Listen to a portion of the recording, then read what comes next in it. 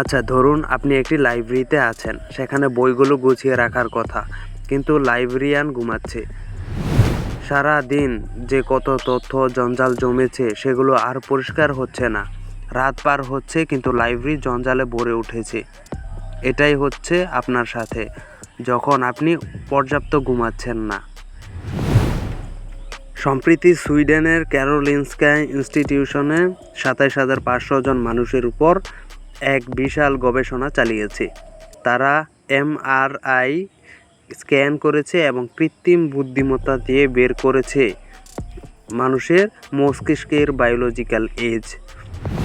যাদের ঘুমের মান খারাপ ছিল, অর্থাৎ যারা নাক ডাকে, যাদের অনিদ্রা আছে, দিনের বেলায় ঝিমুনি, তাদের মস্তিষ্ক আসল বয়সের চেয়ে অন্তত ১ বছর বয়স্ক দেখা গেছে। মস্তিষ্ক যখন ঘুমায় তখন সে আসলে পরিষ্কার হয়। গ্লিফ্যাটিক্স সিস্টেম নামক একটি চমৎকার পদ্ধতি আমাদের মস্তিষ্ক থেকে বিষাক্ত বর্জ্য বের করে দেয়। আপনি যখন জেগে থাকেন বা সজাগ থাকেন বা ঘুমের ঘাটতি তৈরি করেন, তখন সিস্টেমটি জ্যামে পড়ে যায়। এর ফলে শরীরে প্রদাহ বা ইনফ্লামেশন বাড়ে, যা ডিমেনশিয়ার এর মতো ভয়ঙ্কর রোগের দরজা খুলে দেয়।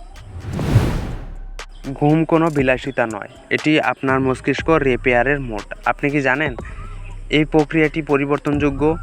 আজ রাতে একটু আগে ঘুমাতে যাওয়া মানে হলো আপনার মস্তিষ্ককে অকাল বার্ধক্য থেকে বাঁচানো। আপনার বয়স কত? আর মস্তিষ্ক কি তার চেয়ে বয়সে বড় হয়ে গেছে বলে মনে হয় আপনার?